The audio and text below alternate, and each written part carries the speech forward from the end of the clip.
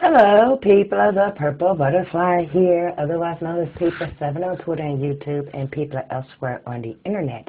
And I'm here to talk to you about mini twists and their maintenance, and a couple of things that I've noticed a lot of comments about, such as fuzzy or frizzy mini twists. Listen, curly hair curls. Your hair is going to frizz because that's your hair trying to revert back to its natural curl pattern while it is bound in a twist or a braid. You will notice, because hair grows at different paces, you might have some hair that's shorter and some hair that's longer within the same section of your hair. New hair is usually shorter than the hair around it, so that's going to cause frizz. Like if you look real close at mine, I do have frizz right where you see gray, because all the gray hairs are this long to this long, where the black hair is this long. So for every strand that's this long, I get gray that's right about here, and some that's right about here. And they're sticking out. See, look at that. Let's see if I get close enough where you can see that. It's sticking out of the twist. Now, I just usually go back through and retwist that section or give it a twirl or whatever, especially if it's wet, so that way the frizz will integrate in. But some people want no frizz at all, and they want no one to say the hair looks like it's locked. Two-strand twist is usually the starting method for locks, so yes, some people may assume you have locks. Some people may assume that because hair is natural and is frizzy, that your hair is locked or locking, even though we all know that's not the case. Locked hair takes anywhere from 6 months to a year just for baby locks to, hold, and a couple more years to mature. But I'm going to tell you a few tips to keep the frizz to a minimum.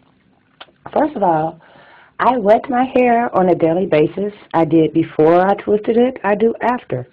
That's how I get the little curl bunches at the end of my twist everybody asks about.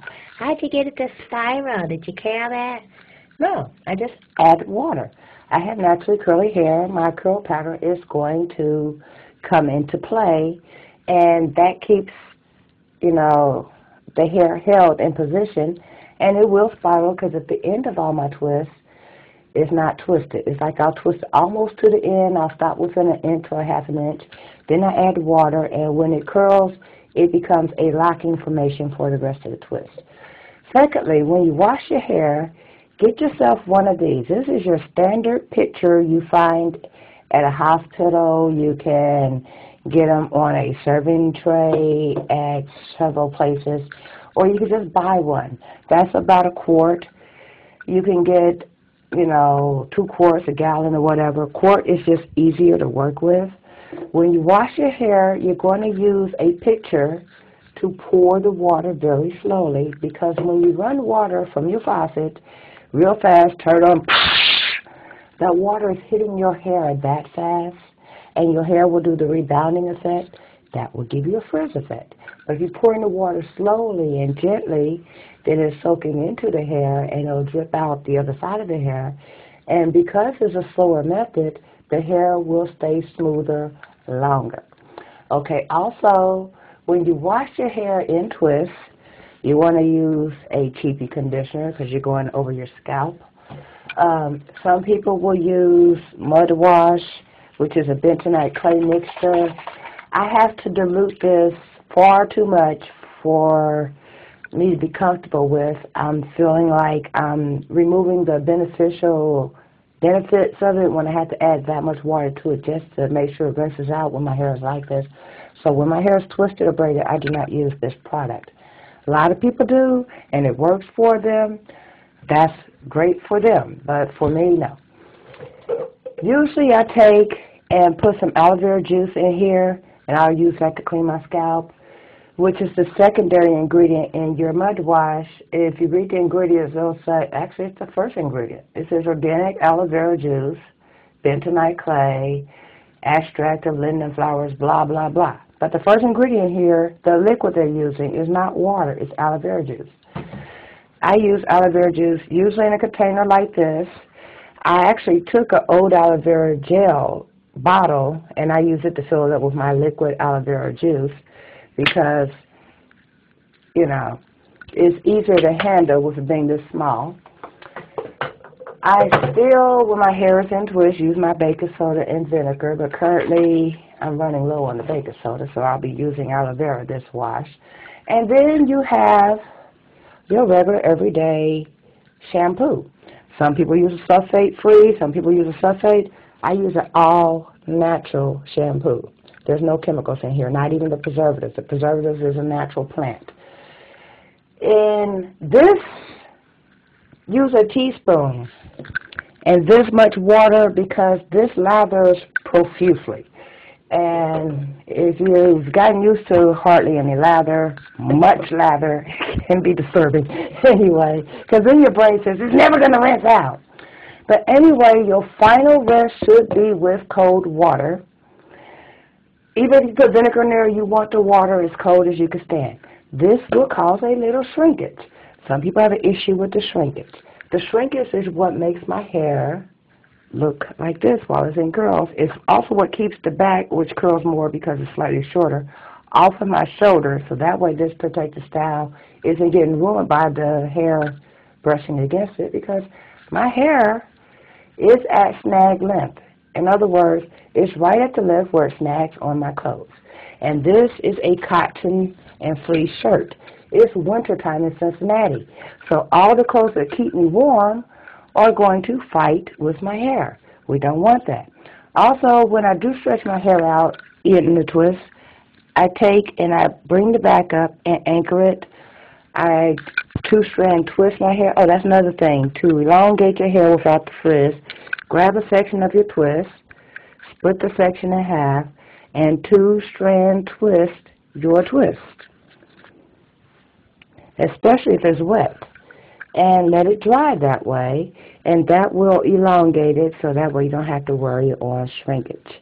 Personally, I love my shrinkage because, especially in the front, you see how that's right in my face. When I'm driving the bus or my car, that could be a little distracting. And if I let it go to its terminal length, it's past my chin. We don't want that. And anchoring it out the way like this all the time can be a little boring. So sometimes I'll just pour warm water, then cold water, and shrink it with it going back so that way it stays out of my face for the day. If there's any questions, feel free to leave a comment in that box down there, or send me an inbox or an email. This has been People of 7, and y'all stay blessed. Oh, that's another thing. Make sure you moisturize your hair every night. Put a satin bonnet on it the way you normally would. Just because it's in a protective style doesn't mean you stop doing the protective things. So moisturize, oil your scalp. I use olive oil personally or Crisco, and keep it clean. And this hairstyle can last you for a couple of months. If it starts to lock and you do not want locks, just take a small tooth comb or a wave enforcer type brush. I showed you that in the previous video. And take that strand loose, brush it out, redo it, boom. You're good to go all over again. And then just to set it in a position, I pour water on mine. You could choose to leave yours straight for as long as you can deal with it before you have to add the moisture, because that is when the shorter hairs will try to stand out or curl up or whatever and go against the grain, because you're twisting your hair to the right, and if your curl pattern is to the left, it's going to frizz, separate out and frizz. But anyway, look it up on the internet. There's other ways of maintaining two-strand twists without frizz. Natural 85 has a video for many hairstyles while it's in a two-strand twisted protective style, especially if your hair is longer. She is a brilliant woman. Just check out Natural 85. Type it in. You'll find her. And this has been People of 7 on Twitter and YouTube. People elsewhere on the internet. Oh, and my blog is located at purplebutterfly-people.blogspot.com. Y'all stay blessed. Bye now.